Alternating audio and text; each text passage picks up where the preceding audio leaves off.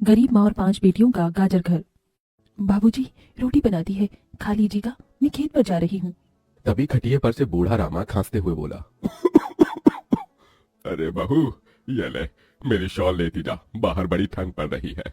नहीं बाबूजी, इसकी जरूरत आपको ज्यादा है, क्योंकि घर में ओढ़ने को एक भी कंबल नहीं। माँ, आज हम तीनों भी आपके साथ चलेंगे खेत पर। पर बच्चों, तुम्हारे पास स्वेटर भी नहीं, सर्दी लग जाएगी। माँ, जल्दी तो आपको, गुलिया दीदी और तानी दीदी को भी लगेगी। अगर हम जब एक साथ मिलकर खेत पर काम करेंगे तो ज्यादा पैसे आएंगे और फिर हम कंबल खरीद लेंगे। मेरा राजा बेटा कितना समझदार हो गया है, माँ के दुख को समझने लगा है। सरिता अपने बच्चों के साथ खेत पर आती है, जो कि जंगल के पास पड़ता था। बच्चों, हमें आज के आज खेत जोतकर गाजर की फसल बोनी है। सरिता की चारों बेटियां और राजा भी कड़ी मेहनत से बंजर खेत को जोतते हैं और फिर सब मिलकर खेती करते हैं। दिन बीतते हैं। एक रोज जब सरिता घर आती है तो वो अपने पति को घर में जुआ खेलते देखती है। अरे बिरजू, भूख लगी है। ये ले, दारू 2 घूंट मार ले। अरे खाली दारू, इसके साथ कुछ चखना मिल जाता तो मजा आ जाता। अरे देख बिरजू, तेरी लुगाई आ गई। बिरजू को घर में जुआ खेलते देखकर सरिता बौखला कर बोली, अजी, तुमको शर्म नहीं आती? घर में जुआ खेलते और दारूबाजी करते।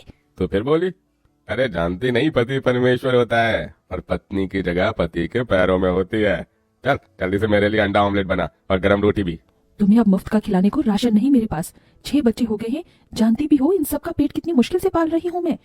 तुम्हें तो जिम्मेदारी से मतलब ही नहीं। घर में बूढ़ा बीमार पिता है, तुम तो कमाने गए थे ना, फिर क्या हुआ? आते ही पैसे मांगने लगी। पति ने खाया पिया कि नहीं ये तेरा बाप पूछेगा। नशे में धुत बिरजू सरिता से अकड़ते हुए अपनी चमड़ी की चप्पल निकालकर उसे बहुत पीटता है। ये ले, और लड़ाई की जबान। मैं कमाता नहीं तो क्या इस घर में मेरी इज्जत नहीं होगी? ये ले। बचाओ, बचाओ, माँ को मत मारो पिताजी। तभी लड़खड़ाते हुए बिछौने से उठकर बूढ़ा रामा कहता है, अरे निकम्मे, छोड़ दे बहू को, निकल जा इस घर से तू, और फिर कभी शक्ल मत दिखाना। अरे ये मेरा घर है, मैंने बनाया है इसे। बिरजू चला जाता है। तभी रामा रोते हुए बोलता है, अरे जाने कैसे उड़ाऊं बेटे को जन्म दे दिया है मैंने। मेरे हाथों भारी गलती हो गई जो इसे तेरी शादी कराई। बहू माफ कर दे मुझे। पर उस 5 बेटियों की गरीब माँ का दुख इतना ही नहीं था कि एकदम से जोरदार तूफान उठा और झोपड़ी की छत हवा के झोंके से उखड़ कर गिर गई। हे भगवान, इतना भयंकर तूफान! तानी, गुड़िया, अंजू, तुम तीनों सोनी, राजा और मुनिया को लेके बाहर निकलो। मैं दादाजी को लेकर आती हूँ। उठिए बाबूजी। नहीं बहू, तू जा, मेरा समय आ गया है। तुझे उन 5 बच्चियों की सौगंध, तेरे बाद उन्हें देखने वाला कोई नहीं। जा बहू, जा। सरिता के बाहर निकलते ही पूरी झोपड़ी गिर जाती है। सरिता छाती पीट पीट कर रोने लगती है। बाबूजी! अरे कैसा निर्दयी है रे तू ऊपर वाले! क्या मिला आखिर, क्या मिला तुझे मेरा घर उजाड़ कर? तू खुद तो अपने घर में सो रहा है और मेरी 5 बेटियों को बेघर कर दिया। जवाब दे, तू बोलता क्यों नहीं? सरिता को टूट कर रोता देखकर उसकी 5 बेटी भी बिलख बिलख कर रोती है। चुप हो जाओ माँ, रो मत। माँ, मुझे जल्द से ठंड लगती है। हे भगवान, इतनी बर्फ गिर रही है, मुझे इस ठंड से अपने बच्चों को बचाना होगा। सरिता सबका दरवाजा खटखटाती है, मगर कोई भी मुसीबत में उसकी मदद नहीं करता। हार कर वो अपने जंगल वाले गाजर के खेत में आ जाती है और सब रात भर ठंड से कांपते ठिठुरते हुए बीतती है। माँ, बहुत भूख लगी है। हाँ माँ, मुझे भी भूख लगी है। तभी सरिता की सबसे बड़ी बेटी तानी खेत में देखती है जहाँ लाल लाल गाजर उगे थे। देखो माँ, हमारे खेत में तो गाजर तैयार हो गए हैं। फिर तानी अपने सभी भाई बहनों को गाजर तोड़ कर देती है। ये लो मेरी बहनों, गाजर खा लो।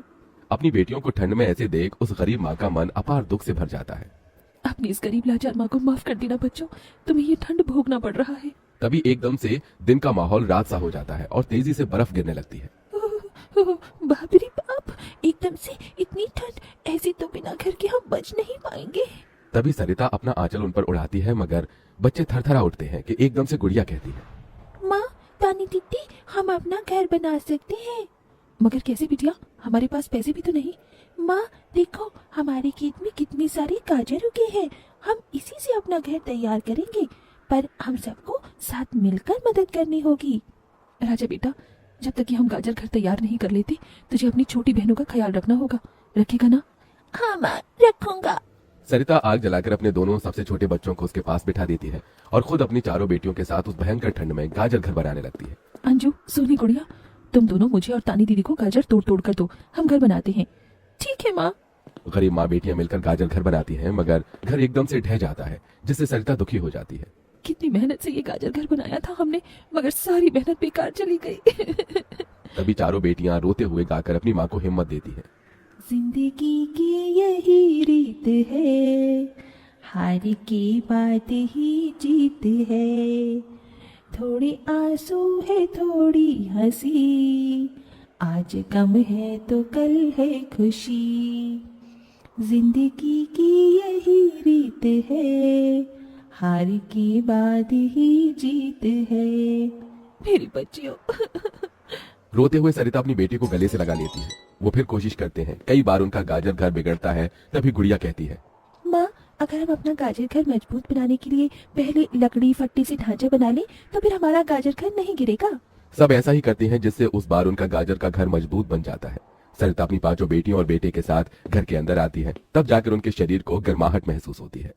अरे वाह माँ, दीदी, आप सबने कितना सुंदर गाजर घर बनाया है, और ये कितना गरम भी है। तभी सरिता अपने बेटे बेटियों का मुंह देखती है। सबकी आंखों में भूख थी। मैं जानती हूँ तुम सबको भूख लगी है ना, अपनी माँ को एक दिन दे दो, मैं कल काम ढूंढ लूंगी।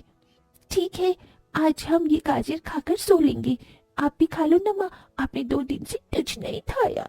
सोनी अपने नन्हे हाथों से अपनी गरीब माँ को गाजर खिलाती है। अगले दिन सरिता ठंड में इधर से उधर काम ढूंढने भटकती रहती है, मगर कोई उसे काम नहीं देता। इधर अब उसके खेत के गाजर भी खत्म हो गए थे, जिससे उसकी बेटियां भूखी थी और उसकी दुधमुही बेटी भूख से रोई जा रही थी। माँ, मुन्या को भूख लगी है, उसे खाना चाहिए। छोटी बच्ची खाना नहीं खाती राजा, इसे दूध पीना है। हे बसुरी बजैया, एक माँ की ममता की इतनी भी परीक्षा मत लो कि वो अपने बच्चे को दूध भी ना पिला सके। तभी सरिता को द्वार पर एक गाय के रंभाने की आवाज सुनाई दी।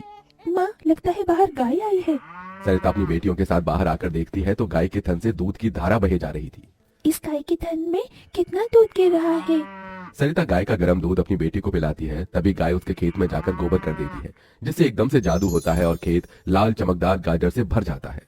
माँ, ये तो कोई जादुई गाय लगती है। देखो, हमारे खेत में कितने गाजर हो गए। हाँ गुड़िया, मैं जादुई गाय हूँ। मुझे वरदान प्राप्त है, जिस भी बंजर खेत में मैं गोबर करूंगी वो फसल से भर जाएगी। मैं इससे पहले भी तुम्हारे खेत में आई थी। इसका मतलब गौ माता, आपकी वजह से उस वक्त भी मुझ गरीब के बंजर खेत में गाजर उगी थी। आपका कोटि कोटि धन्यवाद गौ माता। माँ, तुम काम ढूंढ रही थी ना, अब मैं ढूंढना। तुम तो कितना अच्छा गाजर का हलवा बनाती हो, और गाय के दूध से खोया, घी, दूध सब बनता है। तुम हलवा बनाकर बेचो। सरिता उस गाय के दूध से घी खोया तैयार कर लेती है और गाजर का हलवा बनाकर बेचने लगती है, जो कि लोगों को खाने में स्वादिष्ट लगता है। उसकी अच्छी कमाई होती है, जिससे उसकी आर्थिक स्थिति ठीक हो जाती है और वो गाय उसके गाजर घर के बाहर बंधी खेत के गाजर और घर दोनों की पहरेदारी दिया करती।